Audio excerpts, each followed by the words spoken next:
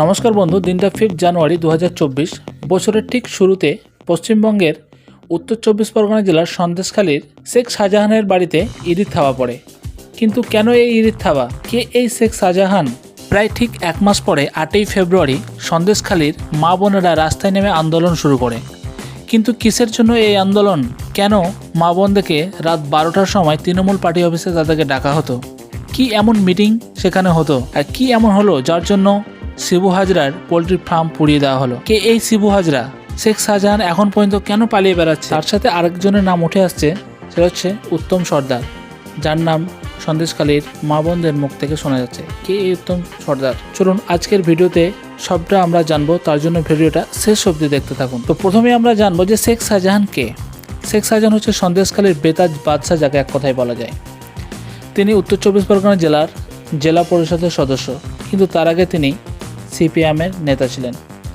তারপর তৃণমূলের নেতা জ্যোতিপ্রিয় মল্লিকের হাত ধরেই 2009-10 সালে তৃণমূল কংগ্রেসে যোগ দেন। শেখ শাহজাহান 2022 সালে শেষ পঞ্চায়েত নির্বাচন প্রতিদ্বন্দ্বিতা করেছিলেন এবং 34,000-এরও বেশি ভোটে জয়ী হয়ে উত্তর 24 পরগনা জেলার জেলা পরিষদের সদস্যদের একজন হিসেবে নির্বাচিত হন। আর আজ 5 জানুয়ারি 2024-এর বছরের শুরুতেই ইদির থাবা এসে পড়ে শেখ শাহজাহানের বাড়িতে রেশন দুর্নীতির অপরাধে। কিন্তু শেখ শাহজাহানের পোষা গুন্ডারা ইডির ওপর হামলা করে এবং গাড়ি ভাঙচুর করে। ইডি অধিকারীরা ক্ষতিগ্রস্ত হয় আর 3 জন ইডি অফিসার হসপিটালিস্ট হন। সেই ঘটনার পর থেকে শেখ শাহজাহান পালিয়ে বেড়ান। তার এক মাস পর 8ই ফেব্রুয়ারি সন্দেশখালীর মা বোনেরা রাস্তায় নেমে শেখ শাহজাহান, শিবু হাজরা, উত্তম সর্দারের বিরুদ্ধে প্রতিবাদ জানায়। তারপর থানায় প্রবিষ্ট করেন। চলুন আগে জানি যে শিবু হাজরা আর উত্তম সর্দারকে। এরা হচ্ছেন শেখ শাহজাহানের ছত্রছায়ায় বেড়ে ওঠা এক গুন্ডা। তাদের কাজ ছিল সেখানকার মানুষদের কাছ থেকে জোর করে তাদের জমি হাতিয়ে নিয়ে পুকুর কেটে মাছ চাষ করা। শিবু হাজরার বিশাল একটি পোলট্রি ফার্ম আছে, যেটা সেখানকার মানুষের জমি নিয়ে তৈরি করা।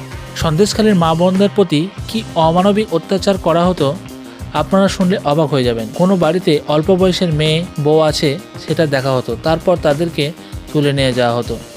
আবার যখন খুশি তখন মিটিংয়ের নামে মহিলাদেরকে পার্টি অফিসে ডাকা হতো, নিয়ে অশ্লীল ভাষায় কথাবার্তা বলা হতো। আবার কখনো কখনো রাত 12টার সময় পার্টি অফিসে ডাকা হতো পিঠে বানিয়ে দেওয়ার জন্য। এরকম অত্যাচার করা হতো মা বোনদের প্রতি। আর কেউ প্রতিবাদ জানালে তাকে হুমকি দেওয়া হতো তার স্বামী ছেলেদেরকে মারার। আজ তার প্রতিবাদে জ্বলছে সন্দেশখালীর মাটিতে আগুন, আর তার সাথে পড়ছে শিবু হাজরার পোলট্রি ফার্ম। এত কিছু অত্যাচারের পরেও পুলিশ অ্যারেস্ট করলো উত্তম সর্দারকে, তাও আবার সঙ্গে সঙ্গে নয়, তৃণমূলের পার্টি থেকে তাকে 6 বছরের জন্য সাসপেন্ড করার পর। তার সাথে অ্যারেস্ট করা হলো বিরোধী পার্টি সিপিএম এর এমএলএ নিরাপদ সর্দার আর বিজেপি লিডার বিকাশ সিংকে। ভারতবর্ষের প্রধানমন্ত্রী বলেছেন যে 6ই মার্চ ওয়েস্ট বেঙ্গলের উত্তর 24 ভিজিটে আসবেন। সন্দেশখালীর আবার নতুন গল্পের মোড় নিল। সেখানকার কিছু মানুষ বলছে এরকম কোনো ঘটনা ঘটতো না, যা কিছু হচ্ছে বিরোধী দল সিপিআইএম বিজেপি প্ল্যানিং করে লোকসভা ভোটের জন্য এরকম গল্প সাজিয়েছে। কোনটা সত্য কোনটা মিথ্যে আপনারা অবশ্যই আপনাদের মতামত জানান কমেন্টের মাধ্যমে। আর যদি চ্যানেলে নতুন হয়ে থাকেন চ্যানেলটি সাবস্ক্রাইব করুন আর লাইক শেয়ার অবশ্যই করুন। উপরে অত্যাচার করা হচ্ছে এরকম একটা অভিযোগ উঠছে এখান থেকে, এটা কি বলে মনে হয়? আমরা কিছু জানি না এসব বিষয়। আমাদের এখানে পরিবেশ খুব ভালো, আমাদের এখানে কোনো গন্ডগোল নেই, কিছু নেই। কোথা থেকে কোথা দিয়ে কিভাবে হচ্ছে আমরা এটা জানি।